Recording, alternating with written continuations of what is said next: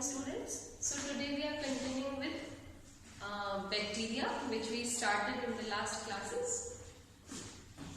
We were discussing the general characters of bacteria, where we studied about their the type of the cell structure is prokaryotic in nature, and because it is prokaryotic in nature, it does not have a distinct nucleus. सुस्पष्ट केंद्रक अनुपस्थित होता है और कोशिकांग जो होते हैं वो झिल्ली युक्त नहीं होते, मतलब membrane bound cell organelles are absent and histone proteins are also absent. Chromosomes, true chromosomes are also absent. These are the basic characters of prokaryotes. So bacteria also are of the same type, and because membrane bound cell organelles are absent, the only cell organelles present are non-membrane bound, like ribosomes for example. Now in addition to this, we come to we then talked about the modes of nutrition, that they may be autotrophic or heterotrophic. Autotrophic वो होते हैं जो अपना भोजन स्वयं बनाते हैं, स्वपोषी होते हैं, क्योंकि उनमें किसी प्रकार का पिगमेंट उपस्थित होता है. लेकिन pigment is never chlorophyll because these are prokaryotic bacteria. So instead of chlorophyll and chlorophyll A, bacteriochlorophyll is present. And जो chlorophyll present होता है, bacteriochlorophyll present होता है,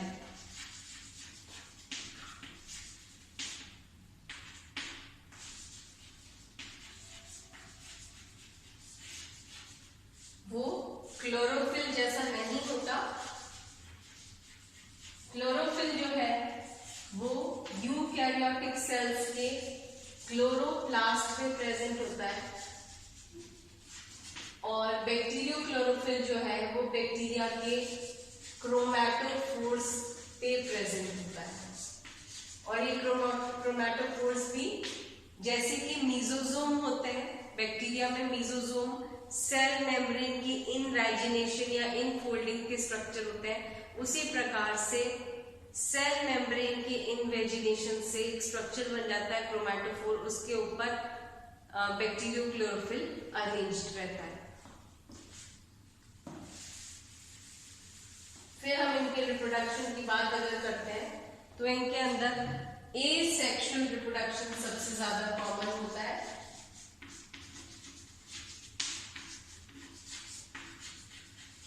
अलैंगिक जनन होता है, और वो अलैंगिक जनन जो है वो बाइनरी फिशन के द्वारा होता है.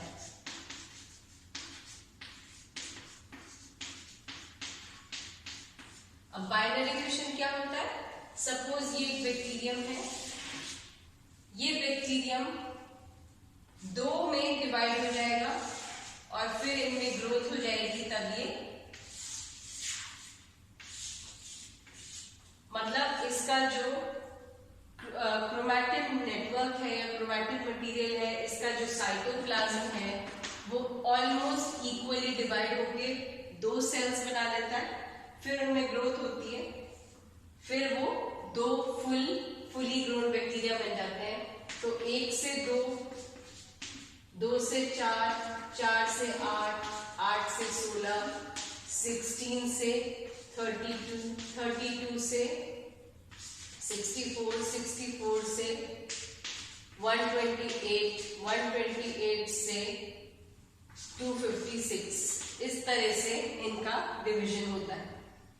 Binary fission is the most common method of asexual reproduction in bacteria, and the bacteria divide roughly into two almost equal bacteria, and these two divide into 4, 4 into 8, 8 into 16, 16 to 32, 32 to 64, 64 to 128, and then to 256 bacteria. तो bacteria को generally एक source of carbon source चाहिए होता है, एक source of energy चाहिए होता है, और कुछ प्रोटीन्स चाहिए होते हैं. उसके बाद ये डिवाइड करते हैं. तो एक बेसिक मीडियम चाहिए होता है जिससे वो डिवाइड कर सके. तो उसमें मिनरल्स, कार्बोहाइड्रेट्स एंड प्रोटीन्स अगर प्रेजेंट होंगे तो वो अच्छी तरह से डिवाइड कर लेंगे. तो this is the most common method of reproduction in bacteria. Sexual reproduction is, we cannot say, हम अगर टर्म लेते हैं sexual reproduction,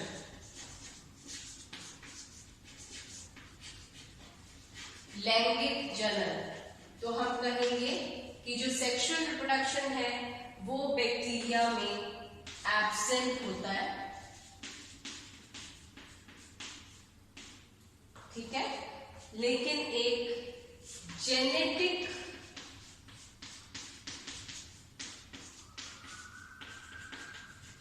रिकॉम्बिनेशन जरूर होता है। तो ज्यादातर बैक्टीरिया में सबसे कॉमन मेथड ऑफ रिप्रोडक्शन तो एसेक्सुअल है, बाइनरी फिशन है, लेकिन या तो सेक्सुअल रिप्रोडक्शन एब्सेंट कह सकते हैं या ट्रू कह सकते हैं कि ट्रू सेक्सुअल रिप्रोडक्शन एब्सेंट है। तो जो सेक्सुअल रिप्रोडक्शन का एक तरीका हो सकता है जिसको हम मान सकते हैं लैंगिक जनन का, वो है जेनेटिक रिकॉम्बिनेशन, मतलब दो बैक्टीरिया मिलकर एक अपने एक्सचेंज ऑफ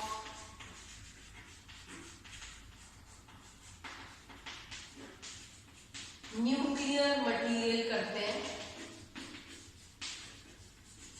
और उस एक्सचेंज के बाद जेनेटिक रिकॉम्बिनेशन हो जाता है। तो इसको हम मान सकते हैं कि ये एक तरह का सेक्सुअल रिप्रोडक्शन है। तो जेनेटिक रिकॉम्बिनेशन या एक्सचेंज ऑफ न्यूक्लियर मटेरियल हो जाता है बैक्टीरिया में, तो it can be considered to be a type of sexual reproduction. और उनके तरीके क्या क्या है? Transformation,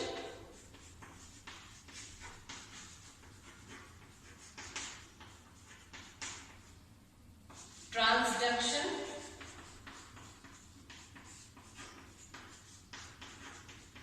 and conjugation. तो ये तीन तरीके के sexual reproduction, false sexual reproduction या जेनेटिक रिकॉम्बिनेशन के तरीके होते हैं जिनको हम आगे पढ़ेंगे। ट्रांसफॉर्मेशन, ट्रांसडक्शन एंड कॉन्जुगेशन, ठीक है। अब आगे हम जब पॉइंट्स इनके डिस्कस कर रहे हैं बैक्टीरिया के, तो ज्यादातर बहुत सारे बैक्टीरिया में फ्लैजेला उपस्थित होते हैं। फ्लैजेला क्या है? कशाभिका जिसको हम कहते हैं। एक फ्लैजेला होता है, बहुत सारे फ्लैजेला होते हैं, ठीक है। तो जो कशाभिका होती है, एक कशाभिका, बहुत सारी कशाभिका है। तो ये जो फ्लैजेला होता है, ये मान लीजिए बैक्टीरियल सेल है, तो इस बैक्टीरियल सेल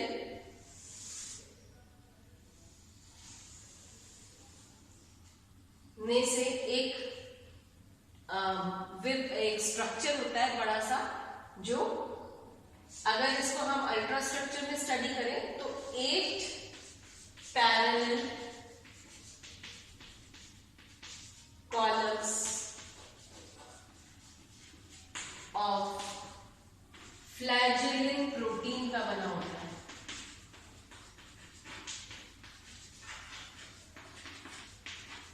ठीक है।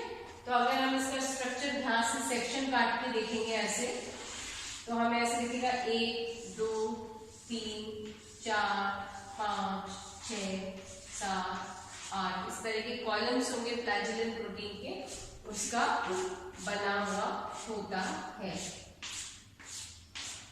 तो जो मोटाई होते हैं, जो चल होते हैं, उनमें तो फ्लैजेला उपस्थित होते हैं, जो अचल होते हैं उनमें फ्लैजेला अनुपस्थित होते हैं। उसके अलावा हम ये भी पढ़ेंगे आगे कि फ्लैजेला संख्या में एक हो सकता है या एक से अधिक हो सकता है। तो अब एक होगा तो एक एंड पे प्रेजेंट है, मान लीजिए 2 है तो 2 एंड्स पे प्रेजेंट है। कभी कभी ऐसा होता है कि दोनों एंड्स पे एक से अधिक उपस्थित होते हैं, कभी ऐसा होता है कि चारों तरफ ही उपस्थित होते हैं। तो ये हम आगे पढ़ेंगे कि इनका अरेंजमेंट कैसा होता है कशाभिकाओं का।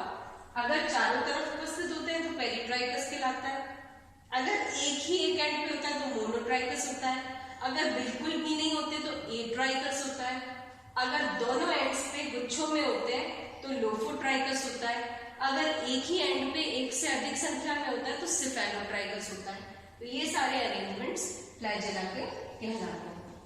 फ्लैजेला के अलावा कुछ बैक्टीरिया में पिलाई भी प्रेजेंट होते हैं, पिलाई या फिम्बरी। ये बैक्टीरिया के सरफेस पे छोटे छोटे स्ट्रक्चर्स प्रेजेंट होते हैं। तो ये इनको चलने के लिए नहीं होते, बल्कि ये इसलिए होते हैं कि अगर बैक्टीरिया को कहीं चिपकना है, एडहेसिवनेस होता है इनमें, जिससे कि बैक्टीरिया अगर कहीं स्टिक करना चाहे तो वो स्टिक हो सके। तो ये पिलाई या फिम्बरी होते हैं और ये पाइलिन प्रोटीन के बने होते हैं। इसके अलावा कुछ स्ट्रक्चर्स होते हैं जिसको हम कहते हैं सेक्स पिलाई।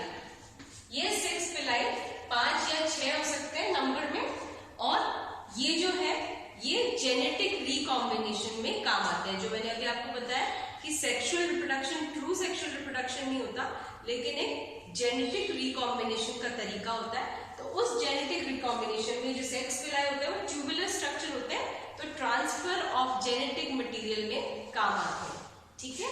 और pili and sex pili are almost the same structures, काफी कुछ इनमें रिजेम्बलेंस होता है, ठीक है। और ज्यादातर पिलाई ग्राम नेगेटिव बैक्टीरिया में उपस्थित होते हैं। Will continue in the next class. Thank you.